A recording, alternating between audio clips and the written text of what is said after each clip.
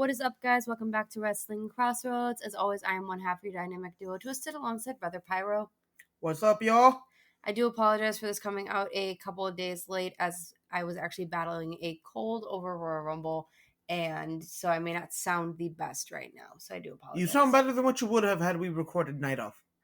Yeah, unfortunately. You actually have a voice right now. Mm-hmm. Are you ready to get into this? Ladies and gentlemen, the road to WrestleMania has officially kicked off. Rumble has come and gone. Let's break this ish down. I think we both did agree that this was very mediocre. This show was mid as hell.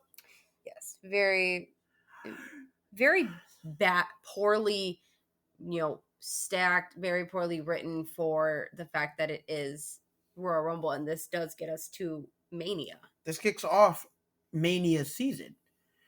This should be a stop that gives us a whole lot of energy, and again, it was about a middle of the road show, and that disappoints me. Yeah, I totally agree. Do you want to start us off with the first match, or should I? All right, men's Royal Rumble match.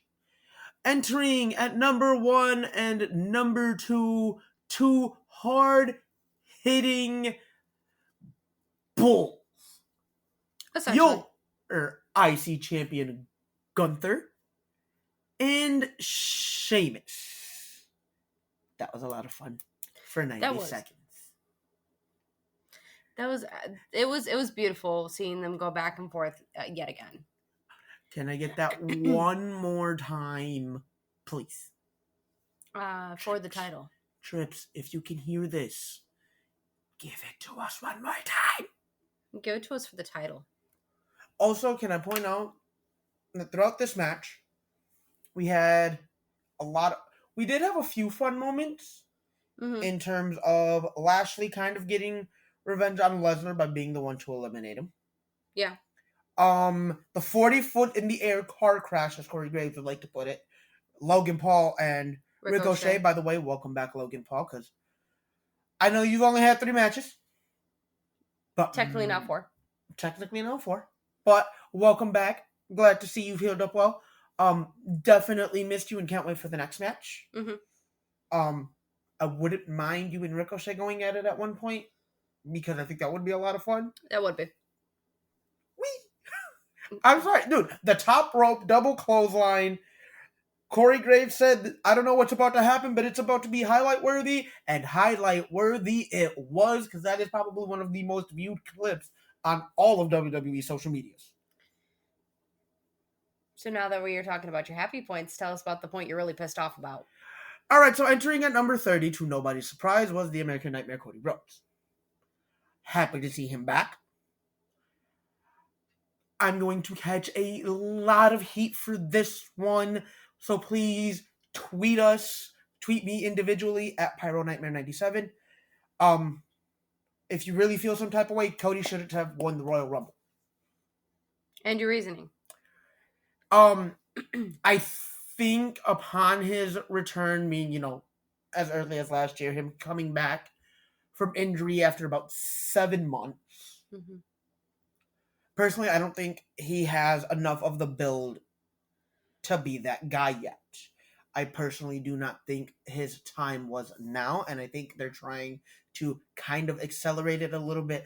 And honestly, if you were going to book the man to break Rey Mysterio's record, because Gunther now holds the record for longest time in a Royal Rumble match at 1 minute, 11 seconds, and it was... 1 hour, sir. I'm sorry, 1 hour, 11 minutes, and what was it, like 25 seconds? 8 seconds. Thank you. Still. So, congratulations to him. I personally think the Ring General getting a shot at a world title and, again, going into a program where he drops the IC title to then focus on the world title would have been a significantly smarter and better move for the time being, to give Cody Rhodes a little bit more time to build as the top guy. Okay. I know another thing that you were pretty ticked off about. We only had 29 entrants. Yeah. But according to WWE rules, since number 17, Rey Mysterio, did not come out in the allotted time, he was automatically eliminated. They automatically, like, do you not realize the guys in the back that were clamoring at this spot for 15 straight years? And this is where I feel you dropped the ball. You could have had any one of the guys come in as a replacement for him, much like you did Lana a couple years ago when Becky Lynch won the Royal Rumble. Yes. You had guys like Mustafa Ali backstage. Did nothing with him. How about a man like Dolph Ziggler, who up until this past Saturday, for 15 straight years, has competed in every Royal Rumble match that has been. Mm-hmm. Yeah, why end that this year? Also, Kofi, I love you, but I think it's time to stop trying to be the guy that defies and denies elimination. You messed up 2 years in a row now. Way to go. But can we, what the hell were you thinking, man? I know another thing that me and you had discussed that we were very upset about was we saw absolutely no NXT guys. Yep, no NXT guys, no real big surprises. Yeah, there was nothing. Except with the exception of the return of Logan Paul, because, I'm thinking this man's not going to be ready till Mania. And the, shocking return of Pat McAfee tonight. Who, upon reading his return was completely a surprise to literally everyone. Everybody. So when you heard Corey and Michael Cole's reactions, that was 100% authentic, considering his plane didn't land in San Antonio from Indianapolis until 20 minutes before they went live. He literally showed up 20 minutes before they went live, walked through the doors, and went right out there. That was great. I mean, hey, it worked, but But I'm really glad he was back. I know we're very mad about the fact that there wasn't any big things for the Men's Royal Rumble, and it sucks. You got Booker T back? Well, aside from Booker, and aside from the one surprise of, oh my God, Logan Paul's back, there was nothing. And we get so much when it comes to the Men's Royal Rumble, when it comes to Royal Rumble in general, because it sets them up for Mania. And not only does it set them up for Mania, but it sets them up for the rest of the year, too. Right, and there was nothing. Your Rumble moment really does help define what the rest of your year can be. And the fact that they opened up with the Men's Royal Rumble is something I know me and you have been teed at since they came out with it. The Royal Rumble has always been the main event of the show, hence why the show is named after that specific match. Mm-hmm. Why open up with your biggest... And if you were going to open up with either of the Royal Rumble matches... It had to be the women's. Why wasn't it the women's? Because I'm looking at the time for the women's as well. They didn't have as much time for their match bell to bell as the men did. No. That would have been a significantly better way to kick us off. And you close out with the Men's Rumble. I understand why they closed out with the Women's Rumble a few years ago, because it was their first one. Oh, yeah. They definitely deserved that spotlight. And they messed it up by bringing in Ronda Rousey, but... And then they messed it up the next year by having that horrible pay-per-view called Evolution. Which was really just a televised house show. Yes. But anyway, my point is, there is a lot of things with this match and with this show that could have been significantly better, and we're going to progress with why the show could have been better with the next match. So next match up was the Pitch Black match sponsored by Mountain Dew, LA Knight versus Bray Wyatt. Now, it told a decent story that it was supposed to. It definitely told the story that it needed to tell, but it felt rushed. However, it was, I think, bell to bell. I want to say I read that it was maybe 15 minutes. It felt rushed. I feel like you could have, with a concept like this, you could have done a lot more with it, especially because, the only rules were win by pinfall or submission in the ring. But you didn't see a lot of extracurriculars come out of this. You didn't see a lot of extracurriculars. You barely saw any defense from Bray Wyatt. Bray Wyatt really didn't get much of an offense. Sorry, wrong word. I was going to say, LA Knight had control of almost all of that match. I will state that his face paint was pretty cool. I agree with that. But ending out the match, you see a little bit of an attack from Bray to LA. And he pulls him over to this stage where Uncle Howdy falls from it and takes him into the abyss, pretty much. And then we get to see... in the background, you see the rest of his personalities. Yes, we get to see the rest of the members of the Firefly Funhouse, essentially. Can I just say, if we can just, after every big Bray Wyatt moment, no matter who he's going against, every big Bray Wyatt match, if we could just get Uncle Howdy to come out and jump through things and people, I'd be really happy, because that was actually really fun. That was the highlight of the match. It happened after the match. Ow, that was my hand. That was the highlight of the night. No. Highlight of the night was still the 40-foot car crash. I mean, I have to say that that was a close second. I guess. We'll go with that. I'll be nice, we'll go with that. There wasn't a bigger moment of the night other than that and some stuff that happened later on in the night that we'll get into. All right, match number 3 on the card. Again, card placement, especially when it comes to the Big Four, is very much key, important, and placement here was absolutely atrocious. Bianca Belair defending against Alexa Bliss in a match that, again, I don't think had a lot of time. I believe, reading yet again, it was like 8 minutes. Okay, that's just disrespectful. How do you have a match like the Pitch Black match sponsored by Mountain Dew, who have double the time of one of only 2 championship matches? Especially when your champion is Bianca Belair, who, as much as I love this woman, switch her gimmick, turn her heel, do something with her, because this title reign is about boring as hell. But anyway, the talent of a Bianca Belair, the talent of an Alexa Bliss. Mm-hmm.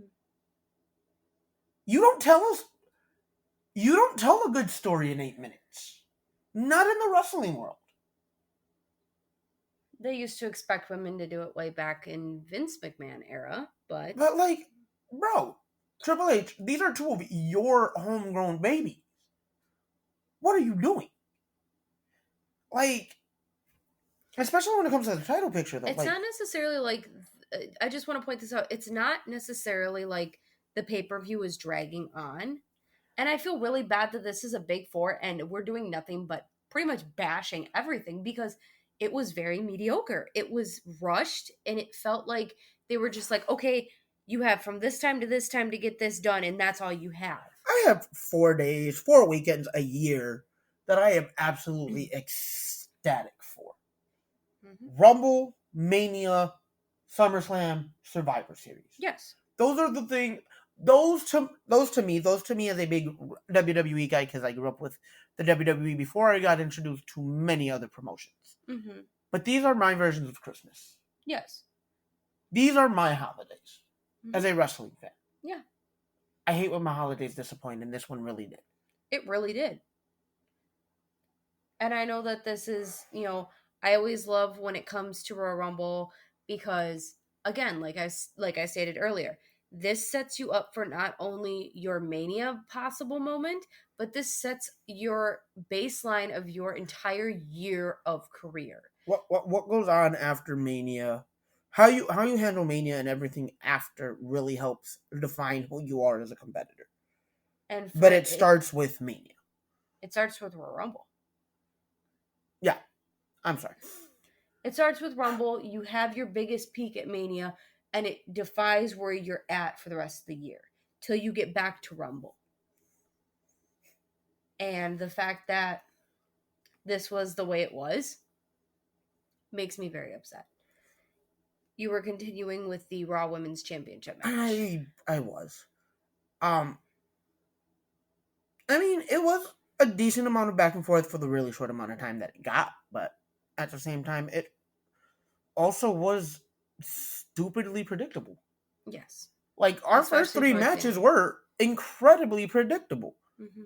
Cody comes out at number 30, wins the Rumble. Which now makes that the most favorite spot. Oh, yes, it does. That is another stat. Officially having the most wins from that entry, number 30, at 5. Number 30 now has 5 winners that have come from that position. Mm-hmm. Smooth. Second favorite is still sitting at number 27. Yep. But still, everybody saw that coming. Everybody saw Bray Wyatt winning the pitch black match. Yeah, because why not? Why have Bray Wyatt lose his first match? And also, it's Bray Wyatt. And everybody saw Bianca Belair retaining her title. And then you had the Uncle Howdy moment with Alexa Bliss post-match. The Titantron showing how she used to be when she was Sister Abigail, and that bit of, do you feel in control? Her time with Bray, which I don't know what they're doing at this point. I don't particularly like that they're using her. I think they should have left that alone. That gimmick and that time period has come and gone. It's time to let her move on. If anything, I think they should have brought in somebody different. Yeah. It's doing nothing for her at this moment. She's at a complete standstill, and you're talking about a woman who has held the title, the women's title, 5 times, and is a 2-time tag team champion. Is it true? Yes. Okay. And now you have nothing for her. Speaking of the women's tag title, what the hell is going on in that picture? I'm sorry, I know that has nothing to do with the show, but that has yet to be defended. I just realized, it's been a minute since I've seen them titles actually be of any relevance to any type of programming. Honestly, I love that WWE took the time and they gave us back the titles. But sad to say it, there's a reason they didn't work out very long in the 90s. Cut them. Be done with them. You don't have enough women on your roster. You don't have enough teams. Cut them. And just keep us with the 2. I know that every woman is pushing for the fact that they want a mid-card title. But if your roster's not big enough for that. If you're going to do that, you merge the women's roster. You drop one of the big titles. There you go. Now you got a secondary title.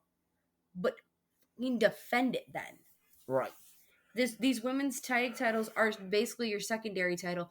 And you're doing as much with them as they were doing with the IC title 2 years ago when Vince was running again.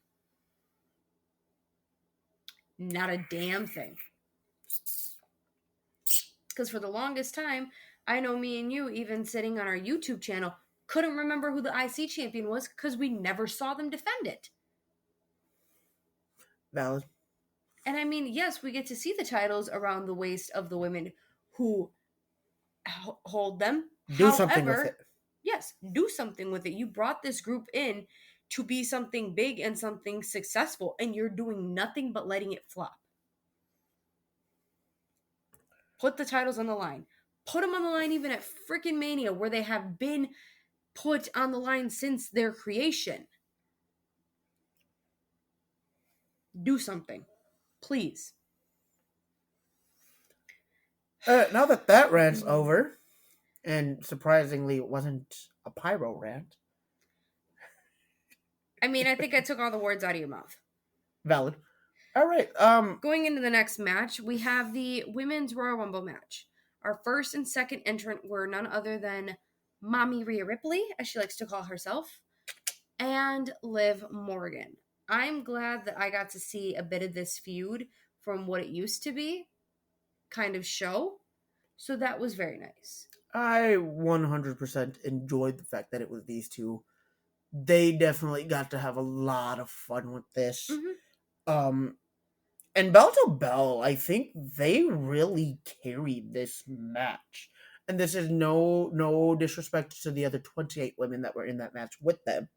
But I think they really did a lot to, show why this moment in the women's division is so sacred. Yeah. Now, there are a couple things that I do want to get to before you get to your stats and before we get to our winner and everything. I want to point out that, unlike the men's, we got to see NXT. So, I want to give you a quick breakdown of how the 30 women, who, yes, we actually got 30 freaking participants for this one, Yes. were broken down. So, amongst 3 brands, we had 12 superstars from Raw. Okay. We had 11 women coming from the Blue brand. Okay. We had 3 in NXT. Mm-hmm. And we had 3 returns. Yes. To completely give us a breakdown of how it all went.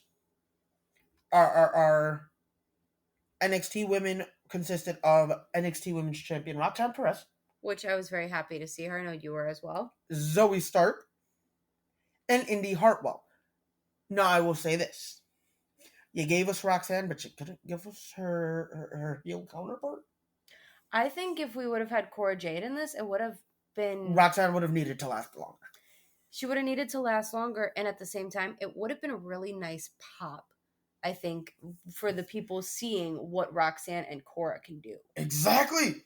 And then they could have had their moment in the Rumble, one eliminating the other, probably Cora eliminating Roxanne to then, vie and, kind of politic her way into a title match. Drop the seats there. Mm-hmm. Damn, I'm Triple H. I know you said on Raw 30 this booking shit ain't easy, but it seems. But it seems to me like I am planting some seeds and some stories that could take you a longer way than what you are getting at after this past Saturday. Anyway, amongst our returns, we got a returning Chelsea Green, who is now a Karen character. We'll see how that plays out. We'll see how this really plays out. We got former women's champion. I'm not gonna call it by what it was. No, she was. Area is dead. No, she was a former women's champion, but I'm gonna give respect to her. She is the first ever Divas champion, and that deserves respect. Okay, that's fair. Who was just trying to enjoy some popcorn and the show with her kids in the front row. Michelle McCool, they decided her music was gonna hit, and she went front row to ring. She did a really good job. Like, Michelle, if you ever want to come out of retirement for one more run, I'd sign that petition. I'd be okay with it. Who would you put her up against? First match back. There's a lot of women that you can throw her up against that can actually work now. First match back, I can see her, against a Lacey, a Liv. I think Liv would be a little bit better of an opponent. Yeah. Opponent. I think we talked about when we saw Lacey get back in the ring after her. Oh yeah, she came back. Hiatus. She came back. I forgot about her. I mean, she had a small hiatus, but it's been choppy, I will say. She had a small hiatus at her third character change. Like fourth, let's be honest. But like, a Michelle McCool versus a Carmella. That'd be nice. Would be really fun. Especially with how Michelle's gimmick used to be, yes. Yeah, they were more or less the same gimmick. Just saying. But and then at number 30, the Samoan that nobody wants. The Samoan that nobody wants, the destructible force, and the insurance policy reasoning to be made. What was it that I saw? The big red liability machine. Yeah. I think is what I saw on Facebook as soon as her music hit. Nia Jax has come back. Now, and Lord, please don't let it be for long. Now, again, I stated this to you right after the show on Saturday. And I'm going to state it again here on the podcast. Please do. Nia Jax can and should be the female presence that we're looking for on the Bloodline. Should be. No. She is family. She is essentially a win by any means necessary, hurt whoever gets in my way kind of person. Who do you have in the bloodline that's like that? Let's see, the Enforcer Solo Sikoa and your tribal chief, your head of the table, Mr. Roman Reigns. Mm-hmm. I feel like at that point, she's just accepted with open arms. At that point, she is accepted by nobody in the wrestling industry that actually cares about this industry. Yes, but like because I said, all she is a liability. But yeah, I would really like to see. She is the reason we have liability claims. You're not wrong. Oh, by the way, we finally got to see Doudrop return, but now back under her former name of Piper Niven. I know you were very happy for that. I was, with the name change. I was happy about the name change. I was happy to see her back because I do feel like Vince did drop the ball on her because she really could be a big star in the women's division if booked the right way. Also, Doudrop was downright stupid. But you didn't like that her music came out stuttering? Did Doudrop? Shut up. Before you get drop kicked. But she was battling an illness. Yes. Which then further complicated other parts of her health. Mm-hmm. So glad to see that she's actually, 100%. So going back to what we do here, our winner of the Women's Royal Rumble match was your very first entrant of the match, Miss Rhea Ripley. And I know, Pyro, you have some stats on that. So the total match time, so this will be Rhea Ripley's official time as an entrant. Mind you, I want to point out that respect to her and Liv Morgan for going bell to bell, coast to coast, beginning to end match, which again is why I state I feel like they really did carry this match on their shoulders. Yep, they were the first two and the last two into this. Last year, I want to point out, last year's total run time of the match was 59 minutes and 40 seconds even. Okay. This year's match and Rhea Ripley's official time, 1 hour, 1 minute, 7 seconds. Rhea did pick up the most eliminations in this match, also helping create the shortest elimination time at 5 seconds. And that was a Miss Chelsea Green. Yes. At 5 seconds, but she had 7 eliminations on this night to herself. Congratulations, Miss Rhea Ripley, and I look forward to Mania. And you were saying a couple other stats before we had gotten started on this. Fourth person to win at the number one spot. So she becomes the first female to win at the number one spot. Yes. She becomes the first Australian-born superstar to win the Royal Rumble. She becomes the 4th overall Rumble winner to come from the number 1 or number 2 spot. Michaels, Benoit, Edge, Rhea Ripley. She is just some damn good company. And again, all the respect, love, and props to her, but I do need to give Liv Morgan her flowers as well. Oh yeah, most definitely. Because she, again, went bell to bell. She didn't have the greatest title run. As much as I love her, as much as I wanted to see that for her, her title run was not all that great. And I was kind of happy to see it come to an end. Not to who it came to an end to, but to see it come to an end nonetheless.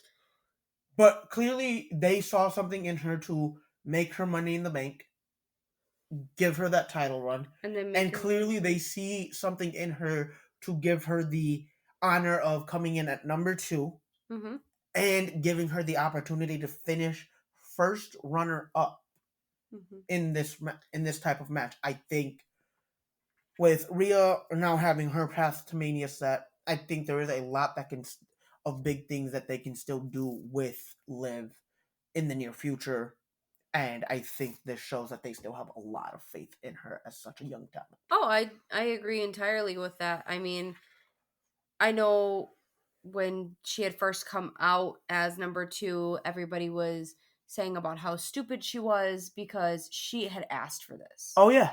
They even stated it on the commentary table, like, she's out of her mind. Corey Graves specifically stated that she was out of her mind, that she was not necessarily the most intelligent for requesting to come in at the number 1, number 2 who spot. But look at where she was. That is the biggest uphill battle. But the thing is you have to also... But look at what happened. You really have to give her flowers, as you were saying, because 2 years ago when she competed in her first Royal Rumble, she was the quickest time. At 8 seconds. She went from eliminated at 8 seconds to first runner-up and the second longest time now. That shows a lot.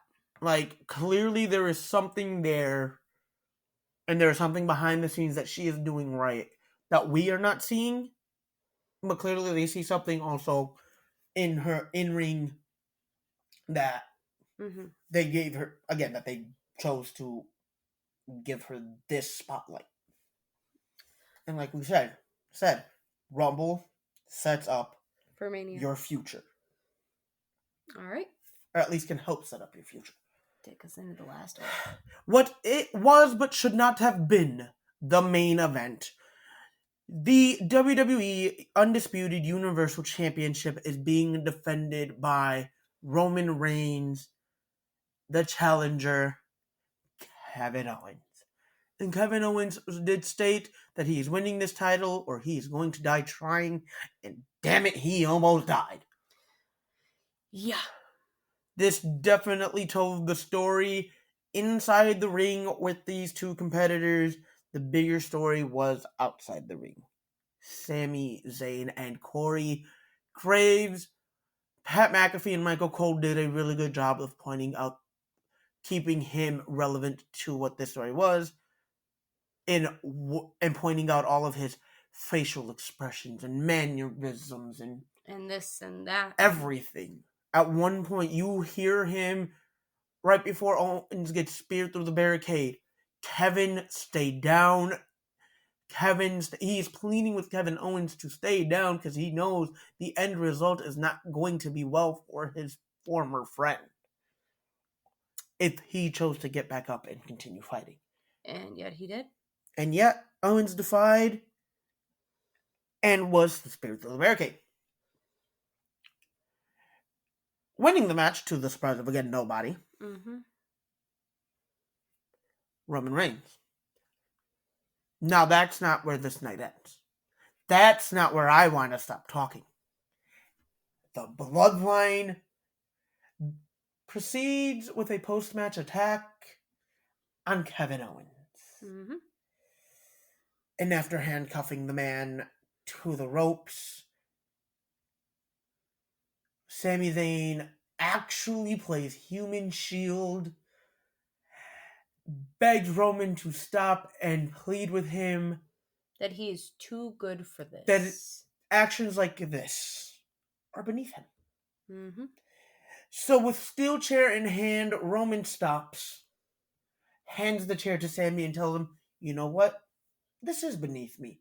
You do it. He definitely swung that steel chair. At who? I think he gave Roman a little bit of PTSD. He reminded him of a moment 9 years ago. And that was the fall of the Shield. Seth Rollins with the steel chair to the back of Roman. Sami Zayn with a steel chair to the back of Roman. I want to point out, you pointed this out, that they fell identically in both moments. Oh, yeah. And as soon as that happens, what does the rest of the Bloodline do? Stand there in shock for about 30 seconds before attacking Sami Zayn. There is somebody in this whole story that chose not to get involved with that. With the attack? With the attack on Sami. Jey Uso. Which was the one Uso that didn't trust him. To begin with, he openly admitted, I did not like you at first. but you've earned my love and respect. Oh yeah, after Not only does he the Sammy trials. Oh yeah. Not only does he walk away from the beatdown, leaving Jimmy and Solo to be like, bro, what the hell are you doing? He was also crying. Oh yeah. He then takes to social media. Almost immediately after. States that he is out. Posts on the Instagram story, run it back, and it is a picture of him and Roman. Give it to me. Because I want to point something out about every member of the Bloodline and how they joined. Jay took a lot of convincing, a lot of abuse, physically, to finally get him to join. Yeah. Jimmy joined with almost no problem. Yeah, no. Jimmy was the one sitting there even trying to convince Jay to join when he came back from injury. Solo was gifted a call-up via this. To the Bloodline. He was gifted to the Bloodline. Sammy came looking for the Bloodline. And time after time proved why he should have been in the Bloodline. As Jay would put it, he has taken so many bullets. My goddamn near bulletproof. My dog damn near bulletproof. Taking so many bullets for the Bloodline. And more specifically, the tribal chief. So this is gonna. I'm really looking forward to everything that happens after this. I'm really looking forward to the mind games that can be played between Sammy, KO, and Jay against the Bloodline. I want to see. I am looking forward to SmackDown. Not for what is going to be the Sonya Deville title match. Not for the next round in the number one contender title match, which, given all the events on Sunday, the Usos do not keep those titles. I don't see it, no. No. I'm looking forward to what Roman, Solo, Jimmy, and Heyman have to say about this. I guess we'll have to just wait and see. And that, ladies and gentlemen, is the recap of Royal Rumble. Have a good night. I hope you all enjoyed the show. We'll see you on the 4th for Vengeance Day. You guys have a good night. Laters.